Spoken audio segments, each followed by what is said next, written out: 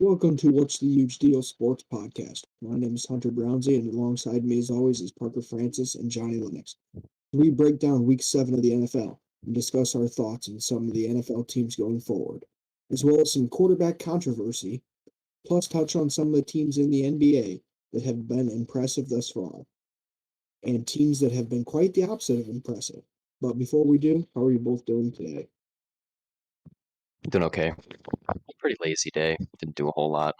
My sister's going to a Suns Warriors game tonight, so I wish I was her. But I get to be here filming the What's the Huge Deal podcast. So Yeah, who's the Hitting real this winner? out. Yeah.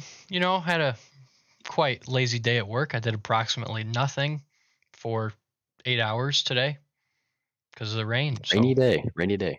pretty lit, if I may say so. For me, today kind of marks the end of an era as the other jersey behind me fell down this morning. Oh no, Oh And now they're no, both hanging. they're Oh, both man. gone. the That, Both to the Romeo side. Dobbs one should be maybe be hanging outside. Just be retired after that terrible performance on Sunday. That was not a good one. well, that's all for that. I say we jump right into the fantasy shocks. So first up is Joe Burrow. He had 481 yards and 3 touchdowns, and a rushing touchdown, 39 fantasy points. I don't necessarily think that Joe Burrow having a big game is a shock.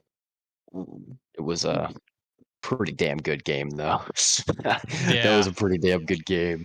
What do you have? About 350 passing yards at half. Yeah, at Like, halftime he had like 347 or something. so I'm not shocked by his big performance, but kind of shocked of what exactly the numbers he did put up. I think that was pretty crazy. Next up is Kenneth Walker. He had 168 yards, 2 touchdowns, 28 fantasy points. He had a great game. I love I Ken. think kind of expected more of a role going forward, and so Oh could yeah, have kind of predicted he's the could have starter kind for of sure. could have kind of predicted him to have a solid week, but that's pretty good numbers. And then we have Aaron Jones, who found the end zone twice, uh, despite the Packers' struggles.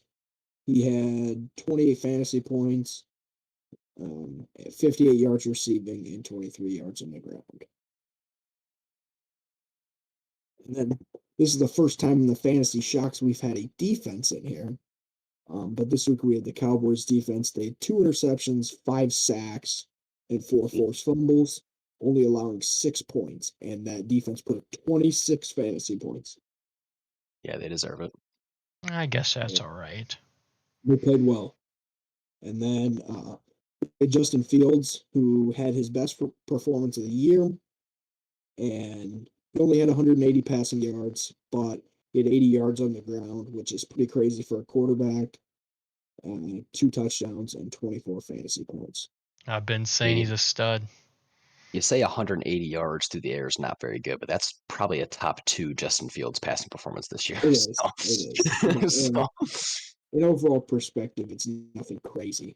yeah. But yeah, All right. Well, if we want that's to go ahead and shift over to our main NFL topics for today, the first one I have is was this the breakout game that the Bengals needed to be considered legit contenders once again in the AFC? So Joe Burrow obviously put up a masterclass against Atlanta. He averaged 11 and a half yards per attempt, 481 yards, 3 touchdowns, added a touchdown on the ground. Tyler Boyd and Jamar Chase both had crazy games, both over 100 yards receiving. Higgins was right there around 93. Their defense held the high-powered Atlanta rushing in check, only allowed Algier and Huntley to both average under 4 yards per carry, and they also avoided turnovers altogether, which in my opinion was kind of one of their main struggles early this year when they were off their 0-2 start. So even though this is not a insanely good Falcons team, this is a Falcons team that was in playoff contention and still is in playoff contention in the NFC. So what does this win mean for the Bengals in your guys' opinion? I think that the Bengals look pretty solid. But I mean, they're definitely in contention. Um, but I don't think that they're set to do what they did last year. I mean, that was kind of a Cinderella run. So I mean, the AFC North is definitely wide open right now. I mean, we see the Ravens, they've lost some leads. They should be much better than they are, but in reality, they're like 4-3 right now, I think. So despite what the record should be, they are 4-3. The Bengals still are tied for first place in that division. And I think they have the potential to be one of the highest powered offenses in the league once again, just like they were last year. I mean, you have Jamar Chase, you have T. Higgins, even Tyler Boyd is probably the best number 3 option in the league. Hayden Hurst has played really, really well at tight end this year. Even though the offensive line has not been great, you obviously upgraded with La'el Collins and some other additions during the offseason. So this offense has the potential to be one of the highest scoring offenses in the league, one of the highest powered offenses in the league. And as long as the defense can kind of keep it in check, I could definitely see this team at least winning the AFC North again, at the least. Okay. Yeah, I would yeah, say. I think. Go ahead. Go ahead. I'll take it.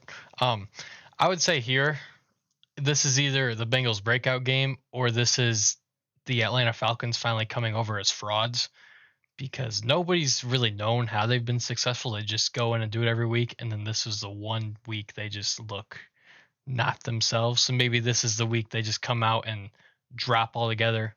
They just lose everything, but who knows? I mean, yeah, the reason the Falcons have been winning games because they've been controlling time of possession. In this game, it was quite the opposite. The Bengals had about 33 minutes time of possession, so they definitely controlled time of possession. They controlled total yards. They weren't turning the ball over, which was kind of the main reason the Falcons lost this game, as well as Joe Burrow going absolutely ballistic. Um, but yeah, I never really thought the Falcons were an amazing team. I think in a weak NFC South, they do have a chance to take the division. But in terms of getting a wild card, they're definitely not up there. Marcus Mariota is not really that guy. They're kind of protecting him from actually having to be a super solid quarterback. They're kind of making the offense very minute, making it so very simple reads, allowing him to use his legs. But yeah, overall, this wasn't a great Falcons team they beat. But for the Bengals, seeing them kind of break out with this offense. Like, even though they've been winning some games, we haven't really seen their offense this high powered this year. We haven't really seen that breakout game from Burrow and Jamar Chase this year that was just a weekly occurrence last year. So it's really nice to see that. It's really nice to see the offense get going. It's really nice for the offensive line. They allowed 3 sacks today, but overall, that's not terrible. So yeah, very Especially high for powered what that off, offense. especially for once that off for what that offensive line had been allowing, Yeah. in terms of like last year and that. And for the Bengals, I think that the ceiling is probably first round exit. I think that they probably I are don't know. my favorite to win the division, but very, very tough AFC. I don't know. I've kind of flipped how I've thought about the Bengals. I think early in the year you were seeing kind of that Super Bowl hangover. You were seeing them really, really struggle to get the ball down the field. The offensive line was struggling, the defense was struggling. But lately, like I said, they've been keeping the ball on the ground. They've been keeping time of possession in their favor, but they've also let Burrow air it out a little bit more. They're letting him take the ball down the field. They're letting Jamar Chase win down the field, giving him chances. So I don't know. I don't know. It really just depends how what Zach Taylor allows them to do. Is Zach Taylor going to keep letting them air this ball out, or are they going to be trying to kind of stay minute, keep the run game in check? I don't know. And kind But of this was which definitely a great Bengal game. and kind of which Bengals team shows up to play, I guess, is a big portion of it. Because they either come out and play really flawless or really sloppy, I feel. I mean, turning the football over quite a bit in previous weeks, but they definitely had their stuff together this week.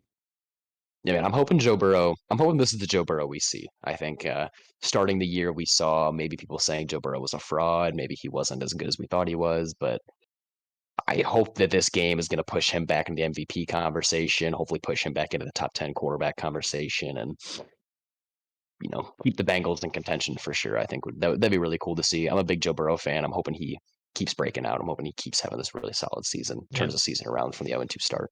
that top 10 quarterback list that you're talking about, that's got to be all jumbled this year. It's crazy, man. It really is because we've seen Russell Wilson just take a fall from grace. We've seen some Tom Brady probably Herbert, falls out of that list. Aaron Rodgers is probably falling down that list. I know his wide receivers are tough, but he's probably Justin falling down Herbert, that list. Yeah, Yeah, Herbert Herbert's too. probably people might not consider him top 5 anymore. I still probably might, but I'm also higher on Justin Herbert than you two are, I think. So No, I like Herbert. I love Herbert. a lot of difference in opinions. And even Matt Ryan last year, Matt Ryan was considered to be a top 15 quarterback at least, in the top half of the league, and now he's being benched for Sam Eilinger. So yeah, you never know what's going to happen. It's been a crazy year in general with the top teams in the NFC. It's been a crazy year for quarterbacks, a crazy year for rookies. The rookie class looks insane this year. They've been really, really fun to watch. Brees Hall. Yeah. Fortunately, Brees Hall. done for the year with an injury. Yeah. Torn ACL. Yeah, we can go ahead and shift into that. Say, is that a The Brees segue? Hall. Yeah, the Brees Hall injury, and then the obviously James Robinson trade discussion. So before Brees Hall's injury, in my opinion, he was running away with Offensive Rookie of the Year. He was averaging 5.8 yards per carry. He had 460 rushing yards and 218 receiving yards. Huge part of the Jets' offense is getting the starting job. He was 7th in the league in red zone touches as well, which really makes you wonder what the Jets are going to do in the red zone now. They don't have their number one red zone threat anymore.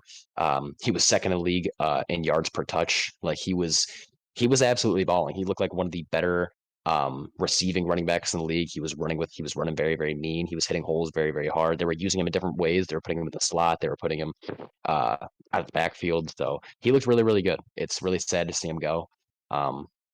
Hopefully he can rest up. Hopefully he can get right for next season. But what do you guys think this means for the Jets? Do you think the offense is going to take a step back, or do you think maybe James Robinson can come and fill that void? What are you guys feeling? Here's what I think. I think that Brees Hall was a huge part of that offense. And with him out, how could they not take a step back? Agreed. I think that they will. They will most definitely take a step back.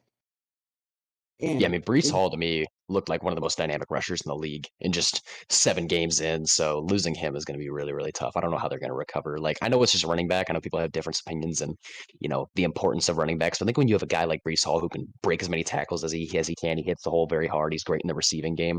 That's different than just a guy who's a pure rusher that kind of needs the offensive line to be successful. Brees Hall was doing a lot of stuff out of structure this year. He looked really, really solid. Yeah. James Robinson is a decent back, and I think that the Jets making a move to get him shows that they do want to win and that they want to contend and continue contending because they've looked pretty solid this year, and that shows a step for that they want to continue to win football games. Um, but James Robinson is only going to be getting those carries until Brees Hall comes back next year. I don't know if this is kind of the James Robinson edging towards maybe just becoming a A running bounce back. around guy. Yeah. Yeah. And that hurts me. ISU alumni. I'm wearing the ISU hat right now. Go to ISU. He's kind of our Illinois State's guardian child. One of the only NFL guys we got, but overall this year he has not been great, and that kind of pains me to say. He's 55th in yards per carry, 45th in yards per touch. He's 27th in breakaway run rate. Like he's not really elevating the Jacksonville offense. I know he had a good couple weeks coming off that Achilles. People were really excited about him. They thought, oh, maybe James Robinson's really going to break out again. He's going to go back to his rookie year where he had 1,000 yards. But Travis Etienne is pretty clearly the most dynamic back in Jacksonville. So getting rid of Robinson, I don't know if it was more of like a okay, we're done with Robinson, or more of a okay, we need to get this guy out of here so that Travis Etienne can get the carries he deserves. Because right now, James Robinson's going to demand a certain amount of carries. You're going to want him in the game at certain times. So give the capital you can. He probably wasn't going to be there in Jacksonville next year anyway. The Jets needed a running back. I like the trade for both teams. I like it mostly for the Jets because even though Michael Carter is there, they do have a couple guys sharing carries. I think James Robinson will step in as the number one back in New York, if I'm not mistaken. That's kind of how I feel. I think he will. They gave up a conditional 6 for him, which could turn into a 5th-round pick. So I think they didn't waste that draft capital. He's going to be used. He's going to be the number one back there. Hopefully he can, find holes better. I mean, 55th in yards per carry is pretty bad, especially for a guy who's kind of a pure rusher. He's not a guy that's going to be great out of the passing game. So you got to be much more efficient than that on the ground. But yeah, I'm hoping he steps in the number one role. I'm hoping he can be at least somewhat of a replacement for Brees Hall, and hopefully this Jets offense won't take a huge step back, considering Zach Wilson has had a really hard time airing out this year. He's not getting it to Garrett Wilson. He's not getting it to Elijah Moore. Obviously, Elijah Moore saying he wants out. I think that shows a lot of what Brees Hall was bringing to this offense. He was being the dynamic piece for this team. So losing him is going to hurt. Hopefully this Jets team doesn't take a huge step back, because I was pretty excited to see how far they could go this year. I don't think anyone really has to worry about whether or not James Robinson can get the football because his performance depends on whether or not this pick is a 5th or 6th round pick. That's true. So, Which, in reality, does that matter that much? No, it does matter, but not as much as like the Wentz situation last year, where it's like if he meets the snap count, they get a first round pick. If he doesn't, they get a second round pick. Like that's a much bigger difference than whether you get a fifth or a sixth, obviously, or depending on how you use that pick, I guess. but still, I mean, for a guy who's going to get touches regardless, I mean, I didn't see what the like condition was, like how many carries he has to get or how many touches he has to get, but I'm assuming he'll meet it. It was yardage, and Okay. it's season based, and he's already not that far off. So it will be a fifth round pick unless he gets hurt or something. Which I'd expect him to. I think he's going to step into at least a running back one role in New York, and yeah, hopefully he can be the main rusher there. Like I said, big ISU fan, love James Robinson. I'm hoping he doesn't get kind of pushed to the back of that depth chart. I'm hoping to give a fifth round pick for the guy. I think he's going to get a lot of carries. I think he could step it up. He could be much better. Obviously, his efficiency numbers aren't super solid this year, but the Jets also have kind of a rough offensive line with Mekhi Becton out. So we'll see if he can step it up or not. We'll see how much they go to him, how many carries he's getting per game. But yeah, I like to pick for both sides. Like I like Hunter said, I think it shows that the Jets at least are trying to win. They're not just going to kind of throw in the towel and be like, well, Brees Hall is out. We're going to go with our second guy. Nope, they're trying to win. They're trying to go get a guy. Hopefully James Robinson can be that for them. I don't have very much hope in Mr. Robinson, but I could be wrong. But I never am. So. Well, that's rough. I mean, I didn't really have much hope for the Jets in general, and here we are. They're 5-2, man. Moving into a different topic here. Matt Ryan benched for Sam Eilinger. I don't really know how to feel about this. I know Matt Ryan got injured, but I guess Frank Reich did come out and say that the move was not because of Matt Ryan's injury. The move was strictly because they either feel more confident with Sam Eilinger or they just kind of want to see what they have in him going into the offseason. It was kind of, to me, it was pretty clear they were not contenders this year. The Colts, even if they do win the AFC South, like they weren't contenders. They weren't going to make it out of the first round. They're a pretty bottom feeder team in the AFC this year. So maybe moving to Sam Eilinger, seeing what you have going into the offseason, whether you need to draft a guy or maybe you have something in Sam Eilinger. You know, you never know. How do you guys feel about the move? Matt Ryan sucks. I think this move is weird. It's a very weird move. It's not something you typically see. Veteran quarterbacks don't get replaced like that. Like that's just not a thing. And to be seeing this is odd, I think. And you kind of said this is decide whether or not the Colts need to draft a quarterback or not. And I think the answer is yes. Just draft. Well, not even draft a quarterback, but they seem very, very keen on like getting some veteran presence in the quarterback room instead of drafting, which makes me think very highly that they do not know how to draft a quarterback. They do not feel confident in drafting a first round quarterback, which is scary. I think this shows the Colts are turning over a new leaf. They're going to say, look, we're really, really tired of being mediocre. We're really tired of being that team that's just going to make the playoffs and then be a first round exit or be a second round exit and just keep bringing in these veteran quarterbacks like a QB carousel. I mean, they went from Luck to Brissett to Rivers to Wentz to Ryan, and would they get one playoff win out of that? Maybe not even that. It's like they're the symbol of mediocrity in the NFL, and I think they're tired of that. I think they want to go. They want to draft a quarterback this year. They want to find their guy, and they want to at least see what they have in Sam Eilinger. I know he had a pretty solid preseason. So obviously Matt Ryan's going to be injured anyway. I don't know how long he's going to be out. But yeah, I think it's worth it to see what Sam Eilinger has at least. It obviously shows how bad the Matt Ryan pick. They're never going to get those picks back. All the draft capital they get for Matt Ryan, they're not going to get back. So that's tough. But at least they're showing somewhat of a will to look at what they have and maybe focus more on the offseason than focus on the season right now. But overall, Matt Ryan was not super solid. He was second in the league in pass attempts, but he was 23rd in yards per attempt, which is not a very solid ratio there. He was also 15th in the league in total passing EPA, which, mediocrity at its finest fits on the Colts very, very well. But he's 36th in air yards, which means he was taking the check down a lot. He wasn't elevating the offense very much. So yeah, I don't hate the move. The Colts aren't good either way. So I guess you might as well look at what you have off the bench. But how do you guys feel about Sam Eilinger? Do you think he's going to be solid whatsoever? I think it's hard to get worse than Matt Ryan. I mean, everything you just said, I don't even think it necessarily depends on what Eilinger has. what you just said, Matt Ryan, horrible stats. He leads the team leads the league in interceptions, leads the league in getting sacked, and leads the league in fumbling. So even if he wasn't hurt, even if he wasn't elderly, I don't know how you stick with him. I think at that point you have to go with your backup no matter what, whether it's a swift little board. Maybe it's the board. I think you have to go to the board instead of Matt Ryan in this case. Yeah, I mean, I haven't seen Sam Ehlinger since he was in Texas. And he was like decent at Texas. He wasn't this like outstanding quarterback prospect. I think he was taken like the 4th or 5th round, maybe even later than that.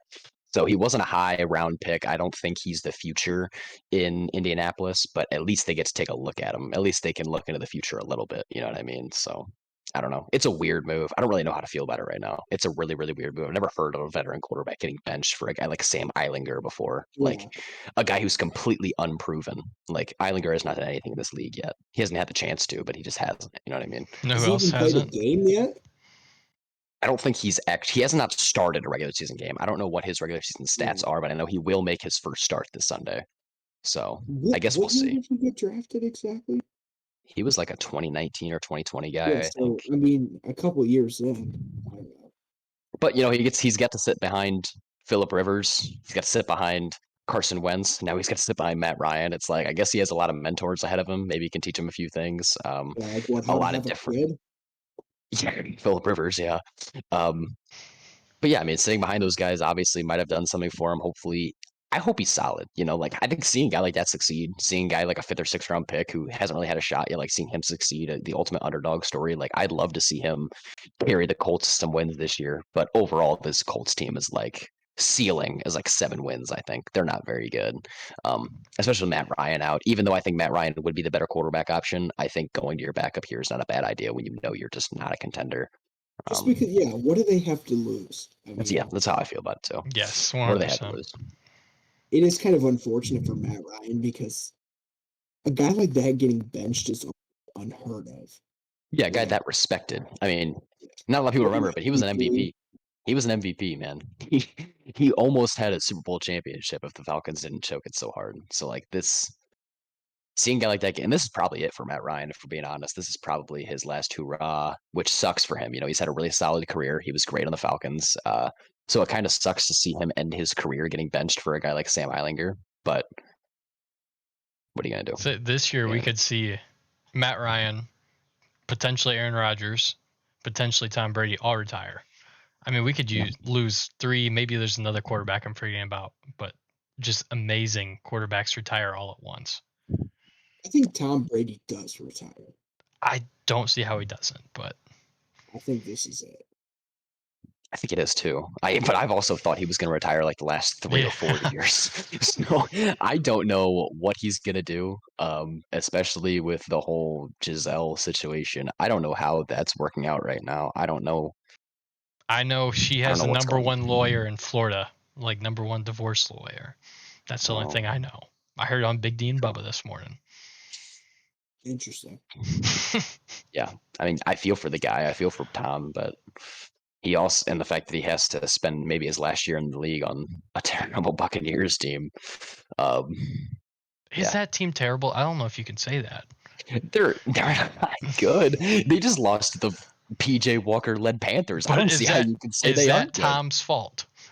I didn't look at Tom's I mean, stats. Tom was hitting some throws, but he didn't score us. Like, yeah, I know. Mike Evans had that big drop. Mike Evans had a big drop, but like even after that, they never found the end zone one time against a terrible, I guess not terrible defense. The Panthers have, J.C. Horn and Frankie Louvu, and I actually don't even know if those two were playing. They were out against the Rams last week. I don't know if they were out this week, but so not a terrible Panthers defense, but man, dude, like their defense, which was one of the top in the league, Vita Vea, like great front 7, they give up 21 points to PJ Walker. Like that's not a good sign. This defense does not look good. The team does not look motivated at all. And I didn't think Bruce Arians was doing much for this team at all last year or the year before, but him retiring and going to the front office seems like it was a huge loss for this team. Todd Bowles does not seem like he can run this team. I guess I don't know. It's really it's a tough situation to be in right now. for the Bucks. And the thing is, they could still win this division. They're still probably the favorites to win this division. They're 3-4, and they're the co-leaders for the division, which is crazy to me. Yeah, we'll have to see how their season goes. I think depending on if they make the playoffs or not will definitely depend on whether Tom comes back, That if he sees division any is future. just bad. It's really bad. It's really, really bad. It's crazy too, because I feel like just a couple years ago, you saw the Saints and the Bucks as powerhouses in this league, absolute powerhouses, Super Bowl contenders, and now it's like they've taken a fall from grace. The Saints don't have a first round pick this year, even though they're probably going to be picking in the top 10. Same with the Browns. Like, just a lot of really, really good teams kind of falling off a cliff. So, and a lot of really, really bad teams we thought climbing up and being contenders. It's a really, really weird NFL season.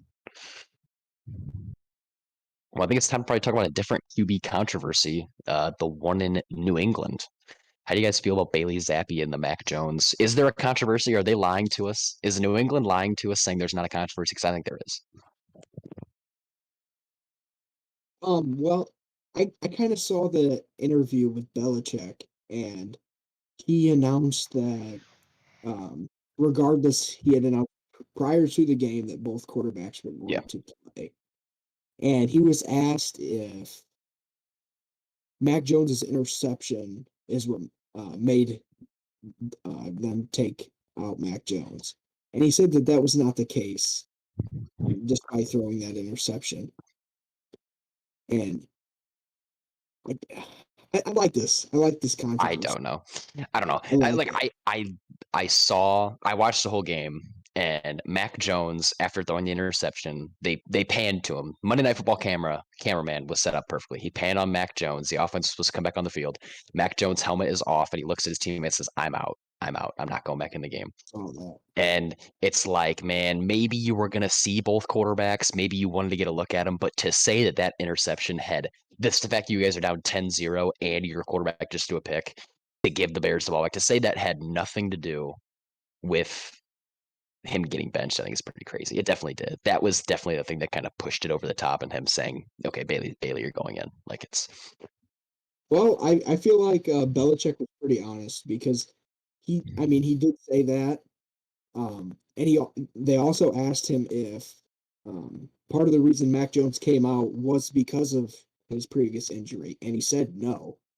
So that's stating that, there kind of is quarterback controversy. I don't think that this is it for Mac Jones because Zappy didn't have a great game by any means. I don't think either of them are even good. No, Like, no, that's the it's thing. Like, literally a battle of mid. this is the saddest quarterback controversy I think we've ever seen. Like, they're both just not very good, man. But does this kind of bring up a thing of like they don't really have a quarter? Like, is this going to be an Yeah. ongoing for weeks and weeks? Like, they're both just going to play in every game? Well, like, that's the saying. Like, if you have two quarterbacks, you don't even You have have one. none. Yeah, But, like, it's true. They don't it have a is true. quarterback right now. I don't think Bailey Zappi is the answer. I don't think Mac Jones is the answer. I think it's kind of just time to admit they missed on the pick and I maybe agree. go and get somebody or go and draft another guy. Like, I know Mac Jones had a really good year last year. I know he led you guys to the playoffs. He had a really solid year, but he's not elevating that offense. He doesn't have No. the arm strength to lead a high-powered NFL offense. Even the accuracy this year has been down for him, which is the only thing he can lean on. Is the fact that he was an accurate quarterback, smart with the football, and this year he's been quite the opposite of an accurate quarterback, smart with the football. I don't know if the injury is what's affecting that. Obviously, he did have an injury. Obviously, it's the ankle, I think, is what he had. He had like some type of ankle injury, but still, he hasn't been great. Bailey Zappi also, he looked decent for a couple drives last game, but then they sent some pressure at him. He wasn't great at escaping the pressure. He wasn't great at throwing under pressure. He couldn't escape the pocket. He wasn't throwing many balls downfield. He had a really good pass to Devontae Parker down the field. The touchdown pass to Jacoby Myers, like, I could have thrown. That guy was so wide open. Jacoby Myers had nobody within the vicinity of him. It was a good read. He found the open man. Good for him, but that wasn't an impressive touchdown pass. The throw to Devontae Parker was a very impressive pass. He fit in between two defenders, but at the end of the day, it was a very good catch as well. But after that, he just looked terrible. They started sending more pressure at him. It looked like he had no answer to these blitzes. Um, he didn't look great. So I didn't So- watch the game last night. I was watching basketball because I am a basketball guy. But from what I get from this controversy, whoever will be the starting quarterback, the other person gets a better trade package for. I think that's what it's going to come down to. If they get more for the person didn't get traded, that's who's going to win. That's who's going to win. To me, nobody's trading for Bailey Zappi right now. I don't see how you could, but then again, the Panthers don't have a quarterback. Somebody would trade for Mac Jones. If they put Mac Jones in the trade block, somebody would trade for him. I don't know what like compensation they would get. But yes, somebody would trade for Mac Jones. I cannot see somebody giving up actual like high draft capital for Bailey Zappi though. I don't think it would. I don't think it would be worth it for the Patriots to give up Bailey Zappi because I just don't think they'd have anything like. If Bailey Zappi could be a good backup quarterback, keep him. You know what I mean? But Mac Jones is going to be up for a decent contract at some point, and he's not going to want that backup quarterback money. Bailey Zappi might be willing to take a backup quarterback spot for the Patriots. I don't know, but he might not have to be the backup quarterback. He might not have to be. Yeah, I mean, Bailey Zappi legitimately could be the quarterback for the rest of the year. They both looked really, really bad. Mac Jones looked like he was. I mean, that pick he threw to Jaquan Brisker. Yes, it was a very solid catch by Jaquan Brisker, but pressure in your face, off your back foot, just lobbing it to the defense practically. It was a very bad decision. You could tell that Mac Jones had a lot of pressure on him. He was trying to make a play. He was trying to impress the fans who were chanting for Bailey Zappi the entire game. I really felt bad for Mac. I mean, being in that situation, he looked so uncomfortable. He did not look ready for that game at all. That's a tough atmosphere to be in because last year they were all about Mac Jones, calling Mac Jones the next Tom Brady. He's going to lead us to a bunch of these championships, blah, blah, blah. And then just a year later, Bailey Zappi hour. Everyone wants Bailey Zappi. They hate you. You aren't winning this game. Bailey Zappi's winning us games. It's a tough situation to be for Mac Jones. And if I'm him, I'm not even sure if I'd want to be in New England anymore. But at this point, he might be trying to find whatever starting job he can get because he's taken a fall from grace for sure. I like the controversy a lot. Like I like hearing about it. I think it's not good for the Patriots because, like you said, if you have two quarterbacks, you have none.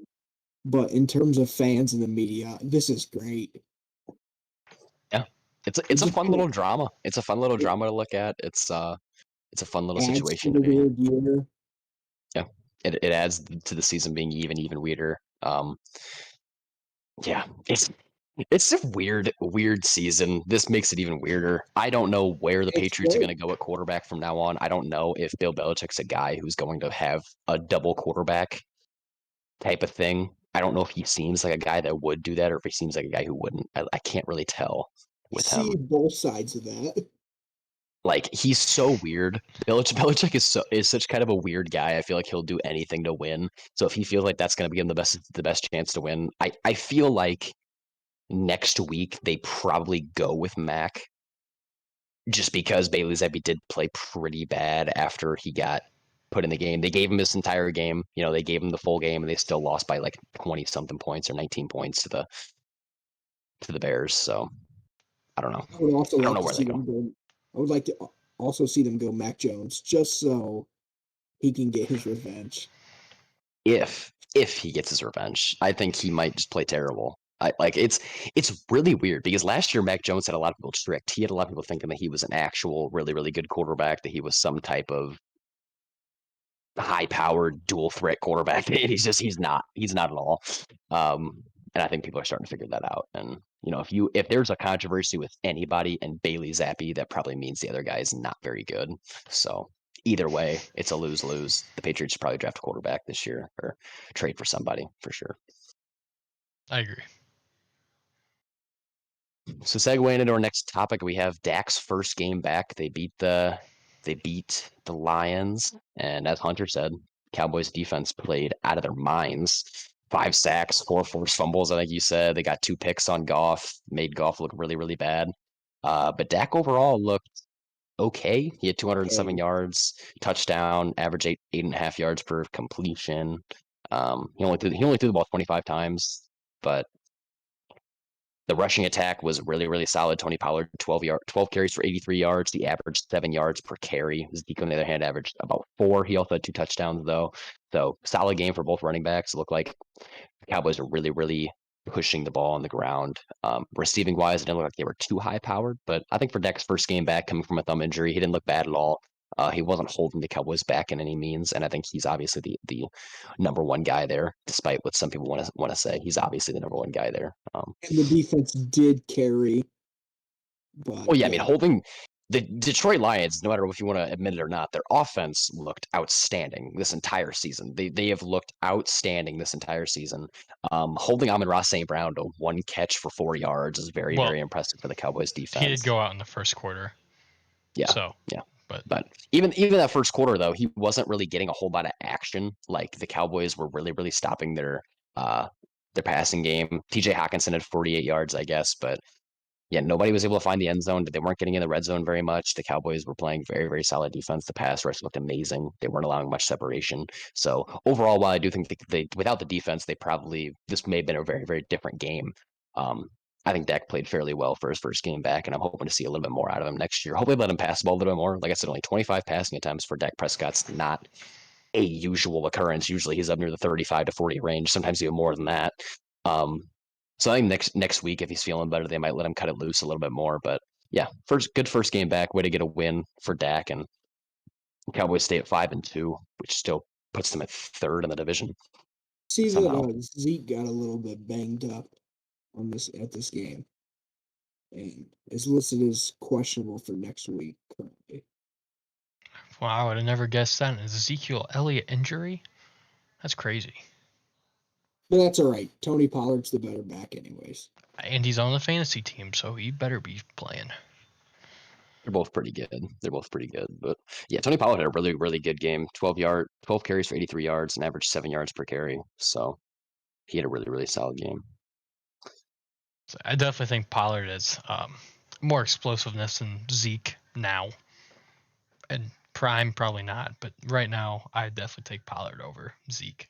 But Zeke has a hefty contract, so he'll play. Yeah. The contract's over in a little bit, though. I don't think it has too many years left. So we'll That's see what good they for the do. Cowboys. We'll see what happens when Zeke gets free. Make a trade. Trade him away. If somebody even wants to trade for him, what would they get? A fourth I'm round sure pick? somebody wants to. Fifth round pick, maybe. Something like that. No, I'm really happy to see that Dak's back. I think if they let him cut it loose next week, if they let him be Dak, I think this Cowboys team legit has a chance to make it out of the NFC. I think their defense is so good behind Micah Parsons and Lawrence, and even the secondary doesn't look too bad right now. So I could really, really see this Dallas Cowboys team make it out of the NFC. I think they could be in contention with the Eagles. With Dak on the field, they could contend with the Eagles. They could contend with the Giants. They can contend even with if the Bucks can figure it out. I don't know. Maybe in the Seahawks. There's not really whole lot of contenders. It's the Vikings. Like they could beat the Vikings. I see this team as a better team than the Vikings at full health. I agree.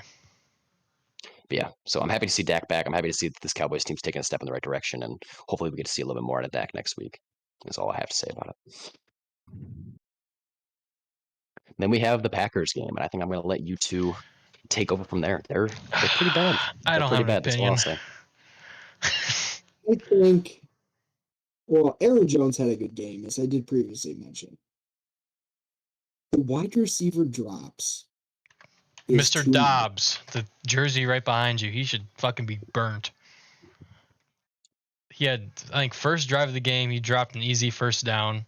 No, that was Lazard. I think that was Lazard. But I have three off the top of my mind that Dobbs either caught and then just somehow threw it behind him. He did have one went in his hands, and he just did a spin move, and the ball flew with his hands. It was the weirdest thing I've ever seen. Absolutely horrible. But no, it was not a good day for Romeo. I understand that a big reason that cornerbacks are on defense in this league is because their hands aren't quite as good. But the Packers had so many chances at getting interceptions. You gotta capitalize on more than just the Devondre Campbell one. Jair had a chance. Rasul Douglas had a chance. Couple Taylor chances. Rasul Douglas dropped a couple, I think. There was about. Go ahead. Taylor Heineke looked horrible. He looked really bad. Could have had 4 or 5 turnovers in that first half, and the Packers just couldn't capitalize. It should not have been a close game at all. The Packers should have ran away with this one in reality, strictly because of the defense. I mean, that Devondre Campbell pick six should have been about all you needed to see from Taylor Heineke to say, we're going to blitz this guy all day and we're going to let our man coverage eat. And it seemed like they just couldn't get the job done. They couldn't make the turnovers when they needed to. They weren't really getting to him as much as I thought they would. They weren't really getting to Taylor Heineke as much as I really expected them to. Yeah, just a really, really tough day to be a Packers fan, man. Yeah. They're in a rough situation right now. They really are. They are way worse than I thought they would. They were even a week ago. I think there's no way that they don't make a move at the deadline at this point, right? I would think. I don't see how we don't go for a DJ Moore or. I don't think Carolina wants to give up DJ Moore. No, I DJ don't think Moore's so staying. either. But like Claypool could be an option. I've heard a lot of talks on Claypool. Claypool's name's been thrown around a lot. The Panthers are going to take Bryce Young, and they want some talent around him, and that talent being DJ. If they can take Bryce Young, they're already at 2 wins, man. Like they've already won 2 games. Which you look at some of these number 1 overall picks, you see the number 1 overall pick. That's usually a team around like 2 to 3 wins. So well, Bryce Young is going first overall, regardless who has the pick, I guess. So. Yeah, we'll have to see. Gosh. I'm good. Bless you. Ugh. Bless you. And yeah, I mean, I think this draft will be very, very interesting. I think Bryce Young probably is a little bit better than CJ Stroud as a prospect, a little bit more polished prospect. Better in the pocket, less weapons to throw to. Yeah. Shows me how that could translate a lot more to the NFL with not having, complete superstars around him like Stroud's got. But he doesn't have an electric arm, though. That's the thing. I think Bryce Young does have a good arm, but he doesn't have like this crazy, crazy good arm that you usually see at like these number 1 overall picks. Yeah, I think he'll be a pretty solid NFL quarterback, and definitely a solid guy to build around. He's a proven winner. Very, very good at keeping his eyes downfield. Very good at that. He is. He's good at escaping pressure. He doesn't seem very fazed by pressure whatsoever. So, which is something you definitely don't see out of college quarterbacks. Usually, they're very, very fazed by play. Good at extending the play. Yeah. So. Yeah, I can definitely see it. Going back to the Packers game, do you guys have a guess on how many rush attempts the Packers had? 11. It's probably more than 11. I just threw that out there. Barely, though. It's like 14, I think. It was 12. Oh, wow. I was close. I thought 11 was like disrespectful. It is disrespectful. And in the first 2 drives, I remember this coming up on the broadcast. It said Aaron Jones, when he gets 15 plus touches, the Packers are like, their win percentage is above 75%. I don't remember the exact numbers. He had 7 touches in the first 2 drives. After that, I believe he had 9 total. We were in those first 2 drives, we had great drives down the field, scoring. He had a touchdown. And then we just absolutely give up on the run game. Don't give him or A.J. Dillon the ball. I'll have to see how many. Jones had 9 receptions, so he did get a lot of touches in the receiving game. But there's no carries. A.J. Dillon has to be one of the most incompetent receivers I've ever seen. He's not a good receiver. He's like, I know he's not supposed to be super, super good, but he is such a liability when they throw him the ball. It's ridiculous. Like, it's sad watching him try to catch the football. He's bad, dude. He runs really, really well. He can break tackles. I get that. He's great. He's like decent in space, but he is terrible in the pass game. He's terrible. And you think, let me see how many targets he has. Never mind, he didn't have a reception. So, which is I think he had a couple drops. I know he had 1, which he just looked like an idiot on. But 4 touches the whole game for A.J. Dillon as an, I would say, elite number 2 back. And that you just can't win a game not using your best options. And it's been the same story it's been the same story every week for the Packers. They're not handing the football off. They have no time of possession, a lot of 3 and outs. It's because they're not handing the ball off. This season, Aaron Jones averages 5.5 yards per carry. So get him the football. Exactly. Yes, him or A.J. Dillon, either one of them. But we hand it off for the first 2 drives. We get a decent lead. This happened every the last 3 games I can think of. Get decently going through the first few drives. We're running the ball, and then we just stop and start throwing the ball to our receivers that don't know how to catch, besides Lazard and Aaron Jones. And one of those is a running back, which is not good. And probably our third Second option. touchdown. That second catch by Aaron Jones was Beautiful. nuts, though. Like for a running back, that was a really, really good route, really, really good catch. So shout out to him for that. But And now Alan He has been Lazard, pretty good in the passing game this year, though. yeah, Lazard's probably out next week from what I'm seeing. He has a knee injury, and then he's been in a sling so far this week with the shoulder. So I doubt Lazard plays this week, and that's going to leave Romeo Dobbs, who had 3 drops this week, as wide receiver 1 because Cobb's still out. And it's not a good look for the Packers at all, especially going against the Bills. Yeah. I saw that this week is the first time ever in Aaron Rodgers' career that he is a 10-point underdog. I would say it's a 50-point underdog. But I don't know, man. The Bills are very, very keen to losing games they should win at times, like last year dropping a game to Jacksonville.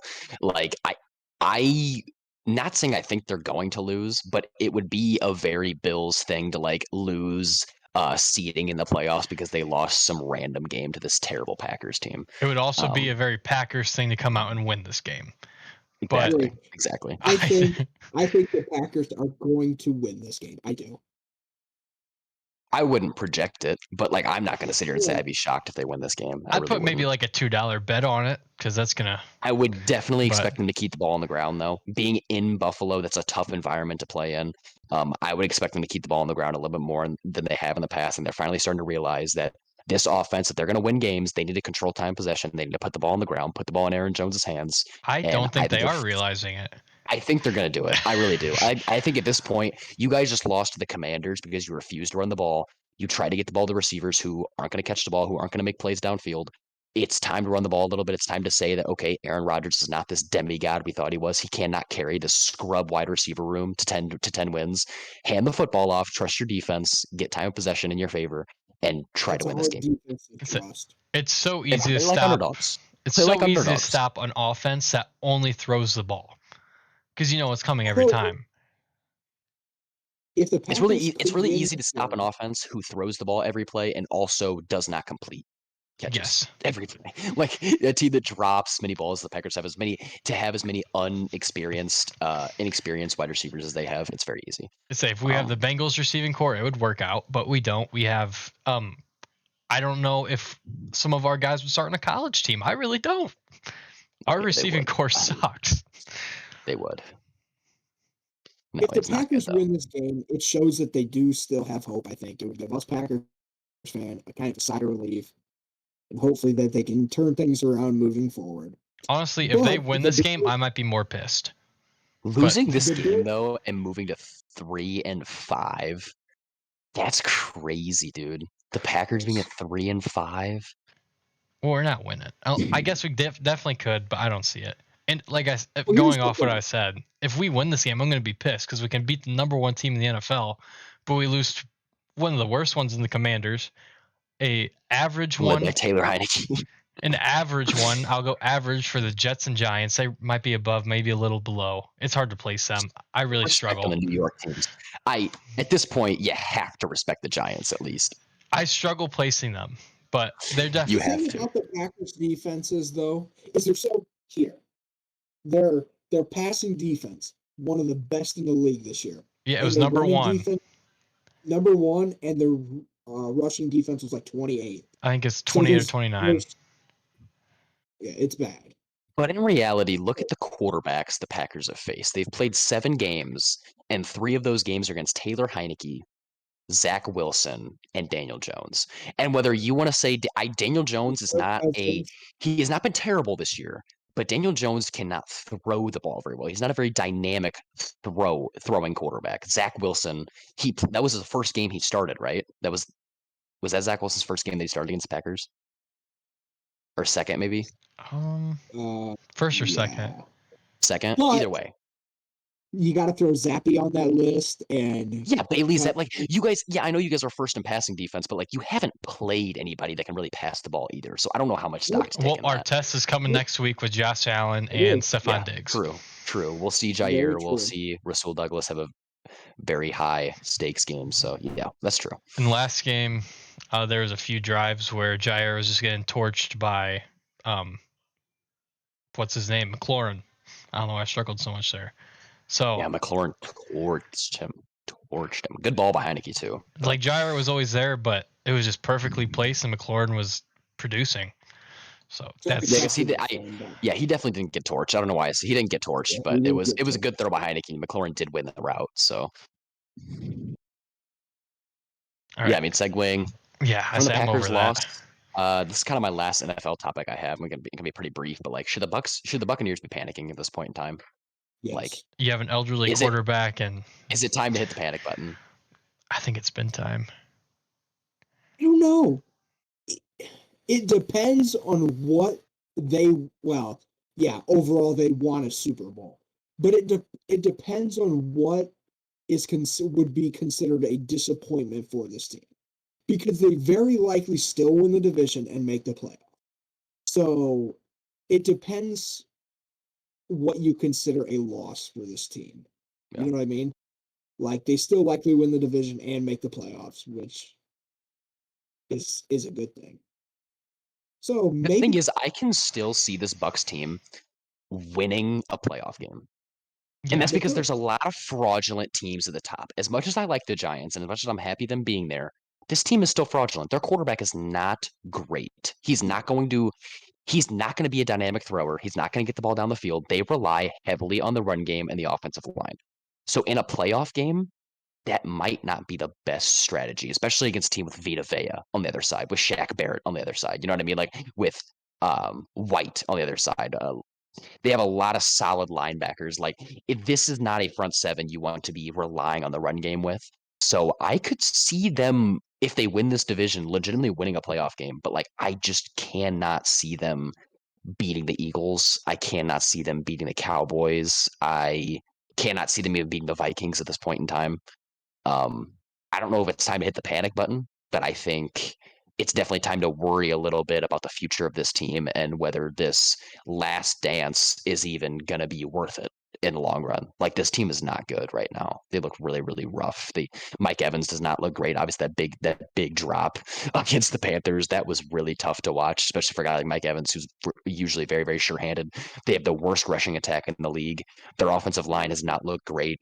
Their secondary has not looked amazing. It's a tough look for the Bucks right now. And even that, I agree with Hunter. I think they will win the division, but there's only a few teams in playoff contention right now that I would say they actually have a good chance of beating. I'd say Which with last year you would not be saying.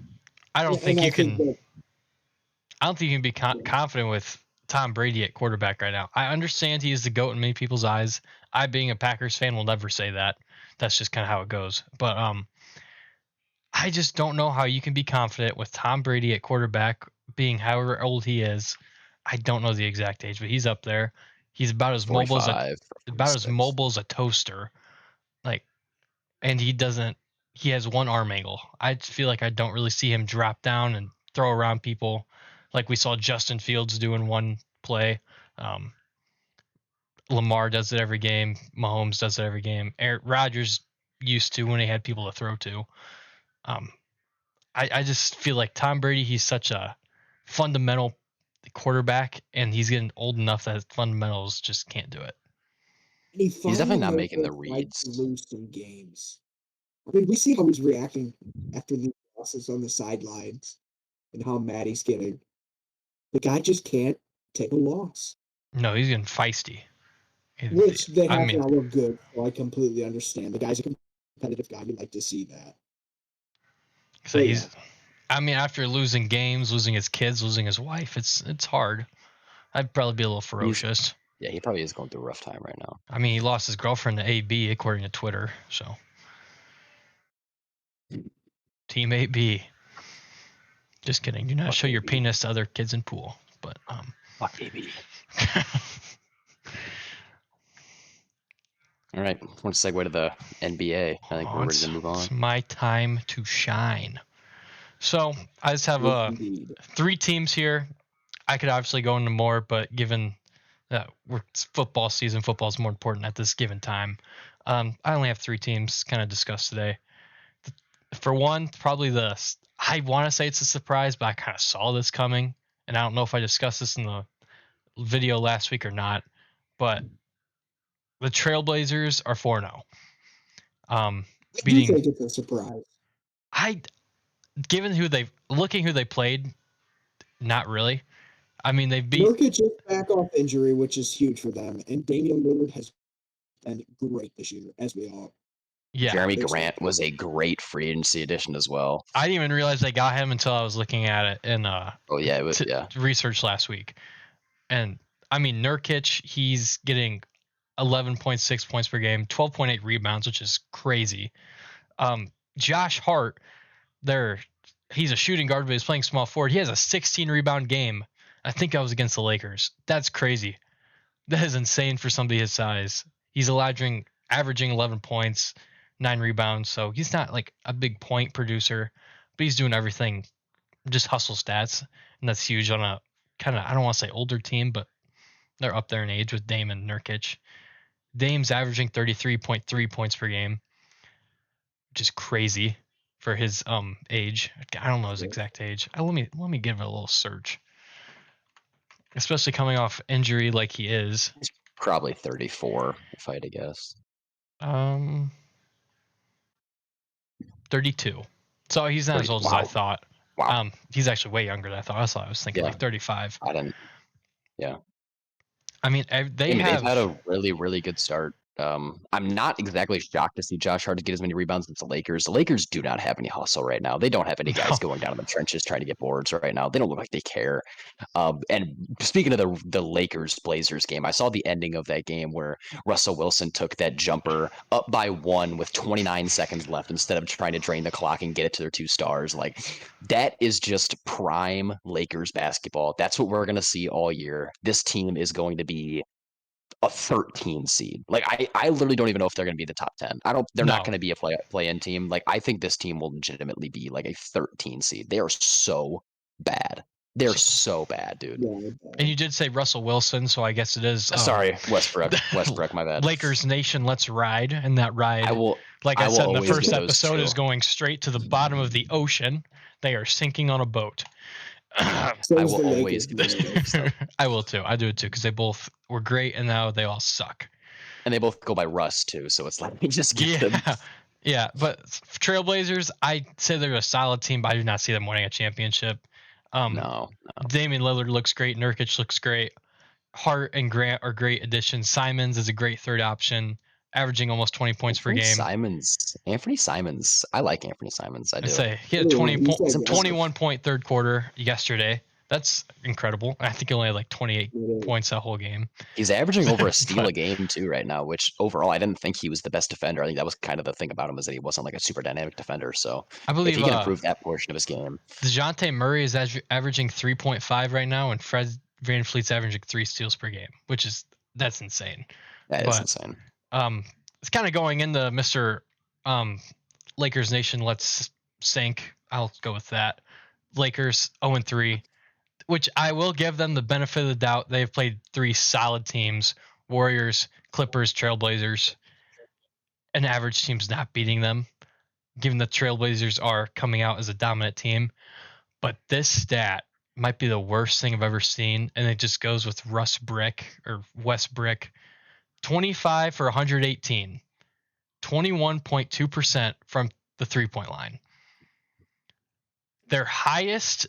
Do you guys want to guess their highest 3-point shooter right now, percentage-wise? Oh, probably the white guy, not Reeves, the other dude that they added. 37. What is his name?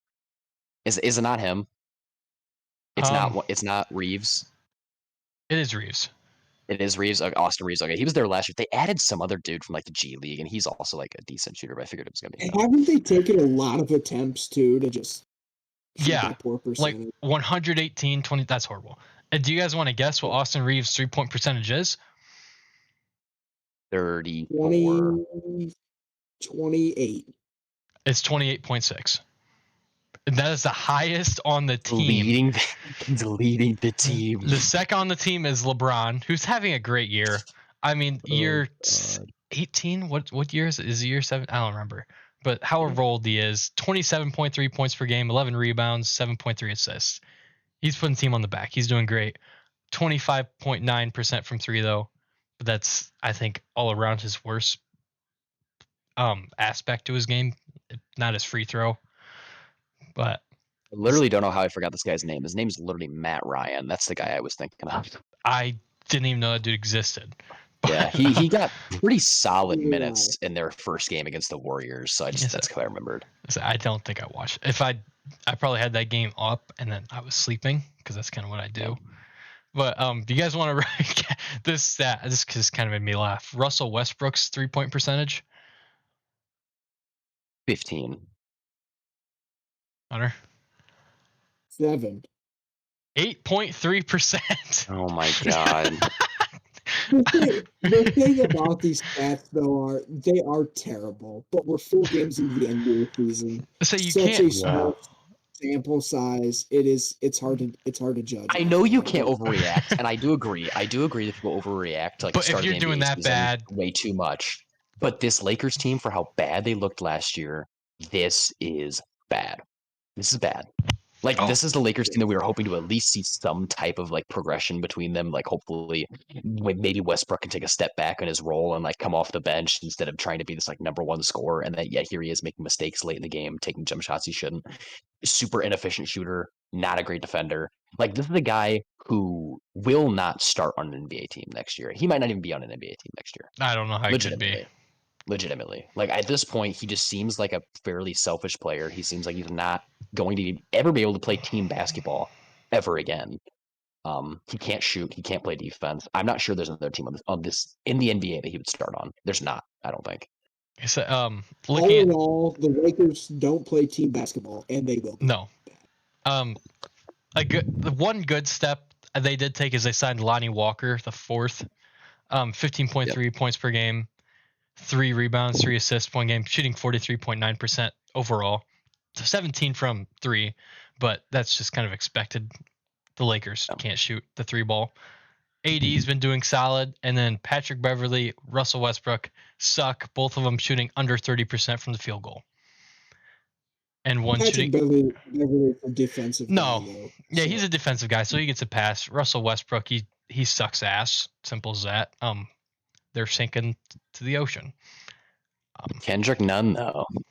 Maybe he'll take a step. He's only averaging 4 points a game right now. He's not. Maybe he'll take a step. I thought he'd be a little better than he's been. He's irrelevant, it seems.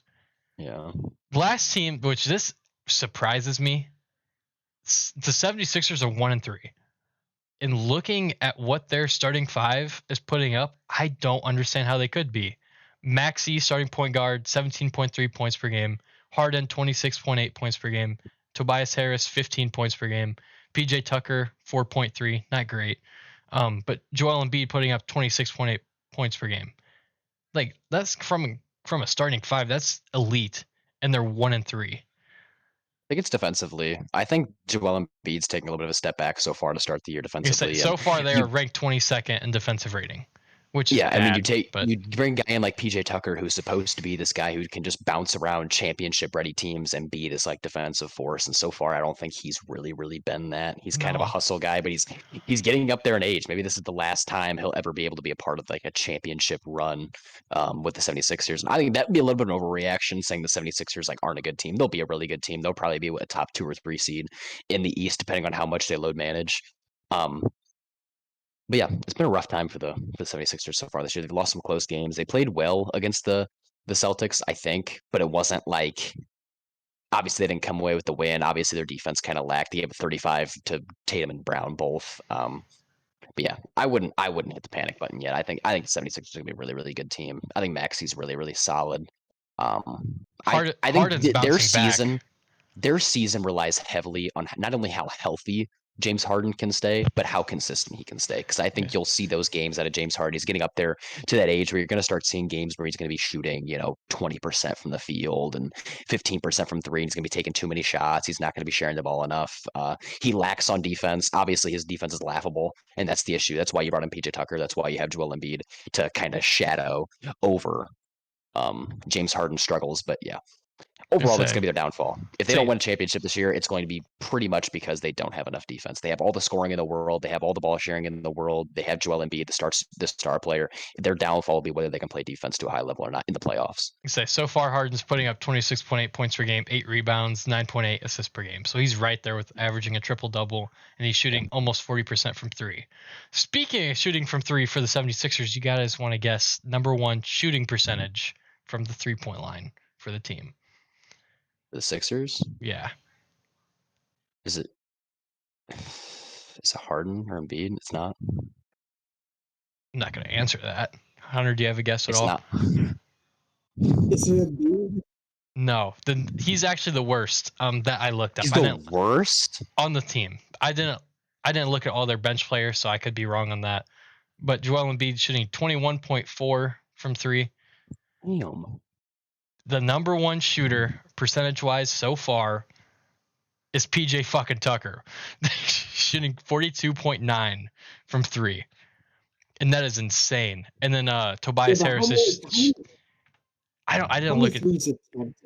I haven't looked, but still, like for not that, not a lot. But still, I mean, efficiency. That's all that matters. And Tobias Harris is shooting 42.3%, and then everybody else is above 30 besides JoJo.